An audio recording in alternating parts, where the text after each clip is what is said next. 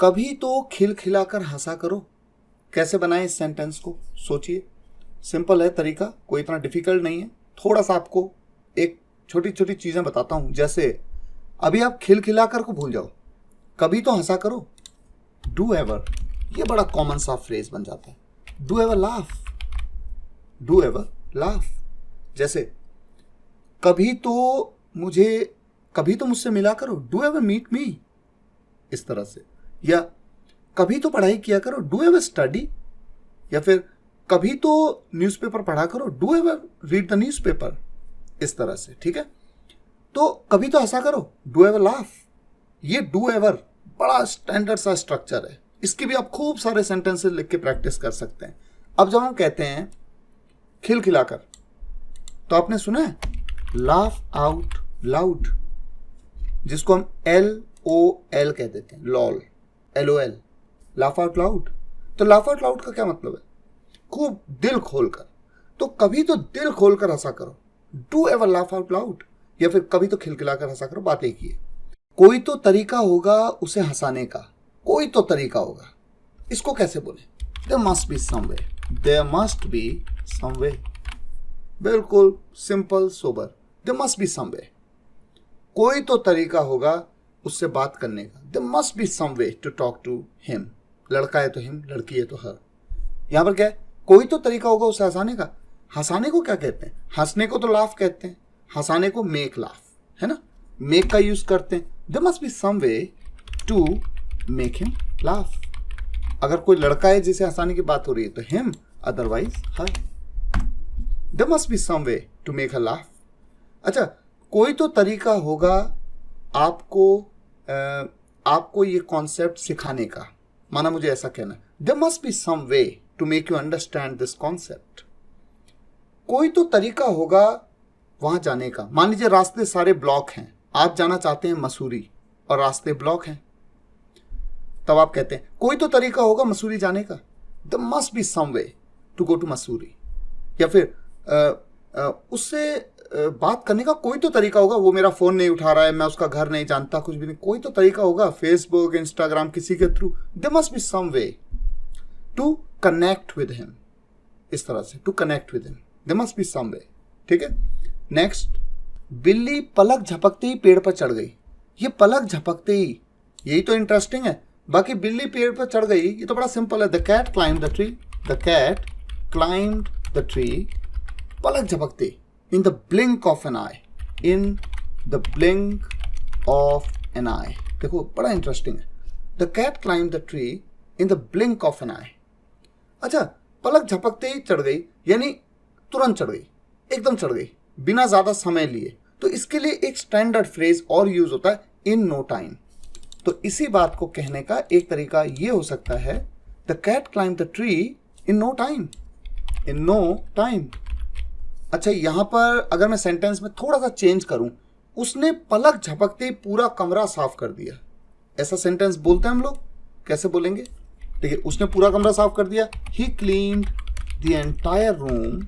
ये तो सिंपल है, द एंटायर रूम, पलक झपकते। अब पलक झपकते के लिए ही मैंने आपको क्या बताया, in the blink of an eye. ठीक है, तो एक दो एग्जांपल दे देने से थोड़ा सा और क्लैरिटी आ जाती है और प्रैक्टिस के लिए इस तरह के सेंटेंसेस बना पाएंगे। नेक्स्ट, अगर ऐसा है तो हम घर पर ही रहेंगे। अगर ऐसा है, इसको कैसे बोला जाएगा? इसके लिए स्टैंडर्ड सा structure, if that's the case, if that's the case, तो देन वी विल, हम घर पर ही रहेंगे, तो बड़ा सिंपल है, we will stay at home.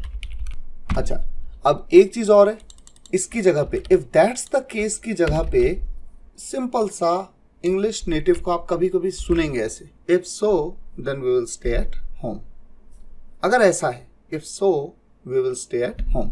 और जब हम इंग्लिश बोलते हैं, देन का यूज हम कई बार करते ही नहीं है, इस तरह से, if that's the case we will stay at home. यहां तक कि कई बार तो ऐड भी नहीं लगाते, if that's the case we will stay home, ऐसे बोलते हैं। ये बहुत कॉमन है। ठीक है, और मैं आपको एग्जांपल के तौर पे एक छोटी सी बात और बता देता हूं, क्योंकि आप सीख रहे हैं, आपको पता होना चाहिए। जैसे हम कहते हैं ना, मैं घर पर हूं, आई एम एट होम, कई बार ब्रिट्स के साथ, कई बार इंग्लिश और अमेरिकन्स के साथ मैंने नोटिस किया है कि इस तरह से हम बोल देते हैं, आई एम होम। जैसे आप उनसे पूछा जाए कि सर आर यू कंफर्टेबल, या I am comfortable because I am home, I am home. यहाँ पर ऐड कहाँ लगा, नहीं लगा ना। तो इंग्लिश बोलते वक्त बहुत सारी चीज़ों का फर्क होता है। अच्छा, एक एग्जाम्पल और देखते हैं। अगर ऐसा है तो आपको उसे कॉल जरूर करनी चाहिए। If that's the case you must call him. ठीक हो गया। अच्छा, एक चीज और बता देता हूं। देखिए, दैट्स क्या है, दैट इज का कॉन्ट्रैक्शन है। दैट्स की जगह पे हम दिस इज भी कह सकते हैं। If this is the case, अगर ऐसा है तो if this is the case you must call him. ठीक हो गया। तो इस तरह के बहुत सारे सेंटेंस बना के आप भी प्रैक्टिस करेंगे। नेक्स्ट, बारिश में नहाने का अपना ही मजा है। अपना ही मजा है, इस बात को कहने के लिए जो स्ट्रक्चर आप यूज करते हैं वो है हैज इट्स ओन फन। ये बड़ा स्टैंडर्ड है। अब जो भी बात का मजा है उस बात को आपको कहना है। बारिश में नहाने का अपना ही मजा है। बारिश में नहाने का, नहाने को हम क्या कहते हैं, take a bath, take a bath. ठीक है। और बारिश में इन द रेन। ठीक हो गया। अब पॉइंट क्या है कि जब सब्जेक्ट में कोई वर्ब आती है तो या तो इन्फिनिटिव फॉर्म में आती है, तो यहां पर मैं कहूंगा to take a bath in the rain has its own fun. ठीक हो गया। या फिर मैं इन्फिनिटिव फॉर्म की जगह पे जेरेंड फॉर्म का भी तो यूज कर सकता हूं। ये बात थोड़ा ग्रामेटिकल है, ग्रामर में आपने सीखा हुआ है जेरेंड इन्फिनिटिव्स में। Taking a bath in the rain has its own fun. सही। अच्छा, फन की जगह पे फील का यूज भी बड़ा कॉमन है। देखिए, बारिश में नहाने से ना बड़ा फील आता है, बड़ा फन होता है, बड़ा मजा आता है, मतलब एक अलग ही फील आती है। कुछ इस तरह से हम बोलते हैं। तो इंग्लिश में भी इट्स ओन फन की जगह पे इट्स ओन फील भी हम कह सकते हैं। Taking a bath in the rain has its own feel. अच्छा, एक इंपॉर्टेंट चीज और है। देखिए, नहाने को हम टेक अ बाथ कहते हैं और इसकी जगह पे हम एक स्टैंडर्ड वर्ब बेद का भी तो यूज करना जानते हैं। बेद, बेद, बेद का मतलब नहाना। तो अगर मैं जेरेंड फॉर्म में इसे यूज करूं, चलो पहले इन्फिनिटिव में यूज करते हैं। इन्फिनिटिव में यूज करूं तो मैं कहूंगा to bathe in the rain has its own fun, या फिर फील। इस तरह से भी सेंटेंस को बोल सकता हूं। और टू बेद की जगह पे अगर मैं इन्फिनिटिव की जगह जेरेंड फॉर्म का यूज करूंगा तो बेदिंग भी कह सकता हूं। ये बाथिंग नहीं होता है, ये बेदिंग होता है। ये बात आपने सीखी हुई है। और मैं ऐसा कर क्यों रहा हूं, क्योंकि जब भी कोई वर्ब, देखिए ये मेरा पूरा सब्जेक्ट है, बारिश में नहाना ये मेरा सब्जेक्ट है। और जब भी नहाना सब्जेक्ट में ही कोई वर्ब हो तो या तो वो इन्फिनिटिव फॉर्म में यूज होगी या फिर जेरेंड फॉर्म में। ये बातें आपने ग्रामर में सीखी हुई हैं। तो फिलहाल यहां पर मेरा जो मकसद है वो इस बात को समझाना है कि किस स्ट्रक्चर के थ्रू इस सेंटेंस को बनाया जाएगा। हैज इट्स ओन फन या हैज इट्स ओन फील। लेकिन साथ ही साथ थोड़ा सा ग्रामर भी चलेगी क्योंकि सेंटेंस का स्ट्रक्चर तो आपको समझना पड़ेगा। ठीक है। तो इन तरीकों से इस सेंटेंस को हम बना सकते हैं। अच्छा, एग्जाम्पल के तौर पे अगर मैं इसी तरह का एक सेंटेंस आपसे कहूं कि समुद्र तट पर घूमना, समुद्र तट पर घूमने का अपना ही मजा है, मतलब बीच पर घूमने का अपना ही मजा है, तो उस बात को मैं कैसे कहूंगा फिर? चलिए मान लेते हैं सेंटेंस मेरा बदल गया है। बीच पर घूमने का अपना ही मजा है। बीच पर घूमने को क्या कहते हैं? वॉक। तो वॉक की ING form, gerund form use करते हैं। Walking on the beach has its own fun. और फन की जगह पे फील तो मैं कह ही सकता हूं, जैसा मैंने आपको बताया। इस तरह से सेंटेंस बन सकता है। अच्छा, मैं आपसे कहूं कि आपके साथ समय बिताने का अपना ही मजा है। ठीक है, आपके साथ समय बिताने का अपना ही मजा है। समय बिताने को क्या कहते हैं? स्पेंड करना, ING form. Spending time with you has its own fun. आपके साथ लॉन्ग ड्राइव पे जाने का अपना ही मजा है। बहुत अच्छा लगता है जब मैं आपके साथ लॉन्ग ड्राइव पे जाता हूं। मान लीजिए ये बात कहना चाहते हैं तो going on a long drive with you has its own fun.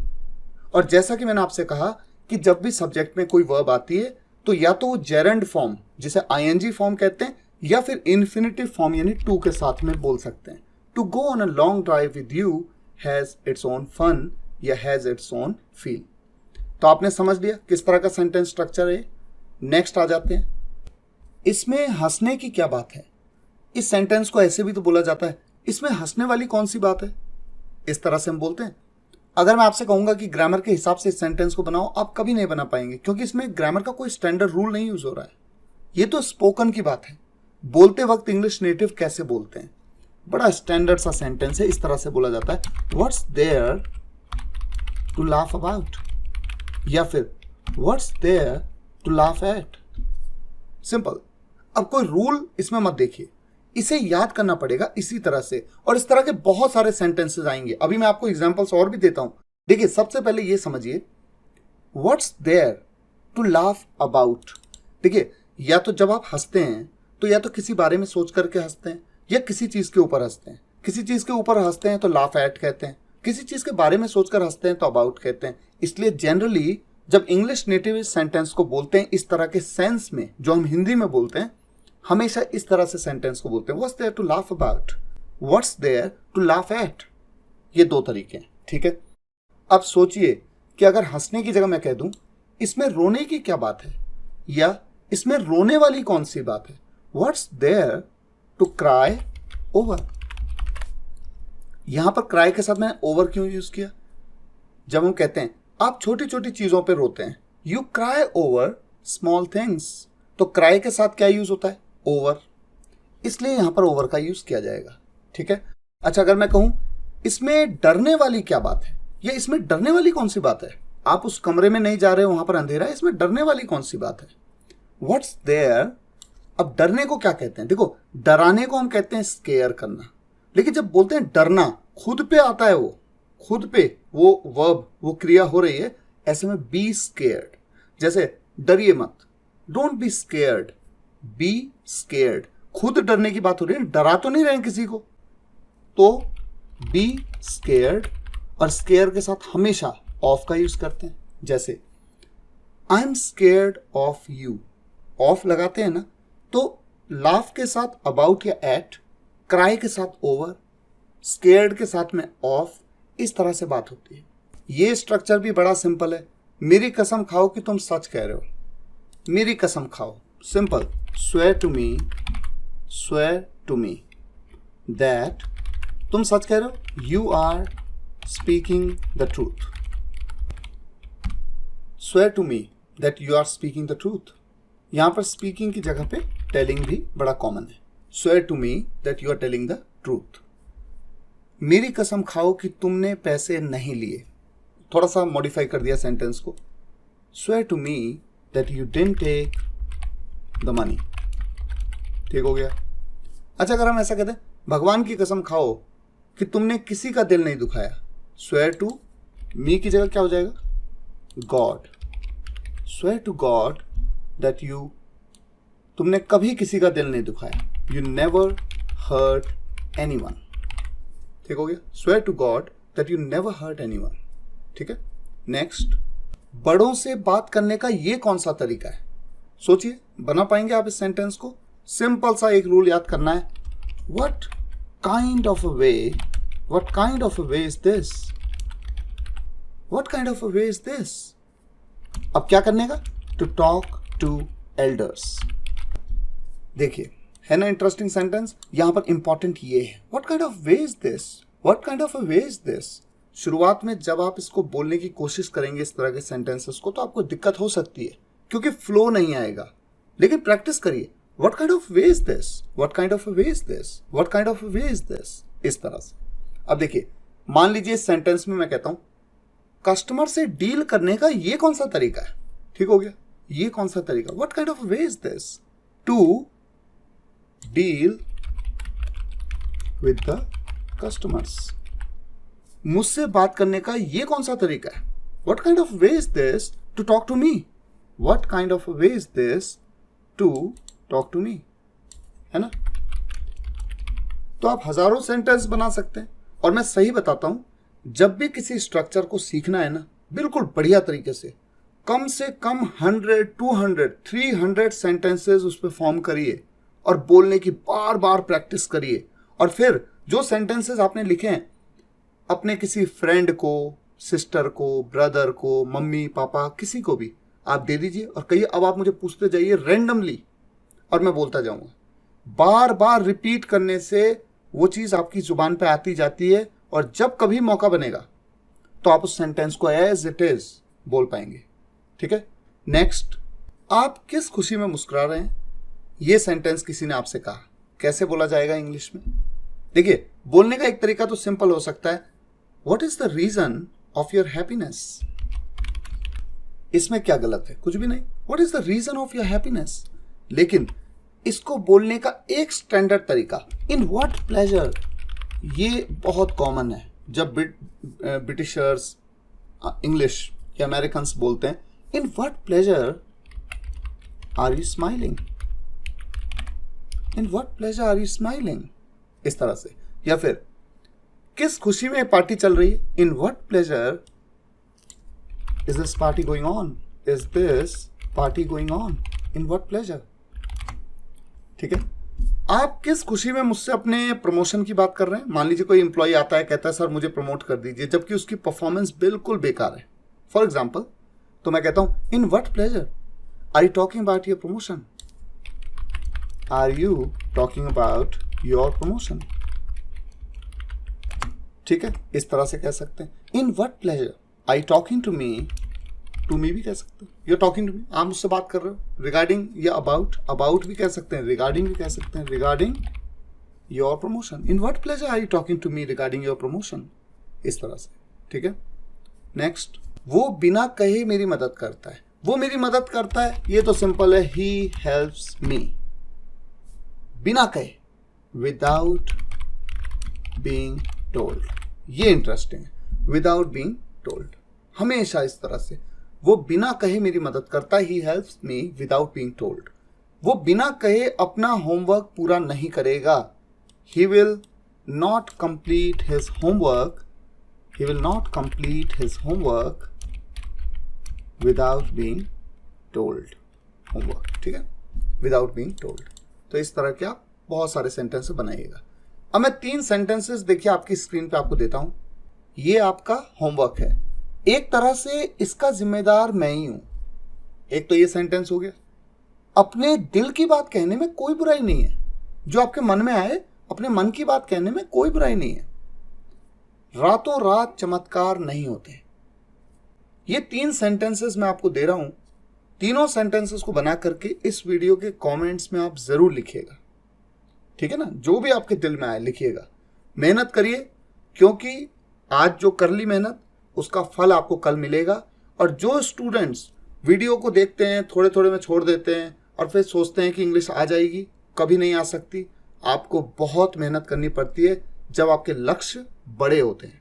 ठीक है, तो फिलहाल मुझे उम्मीद है आज की इस वीडियो से आपको कुछ तो सीखने को मिला है।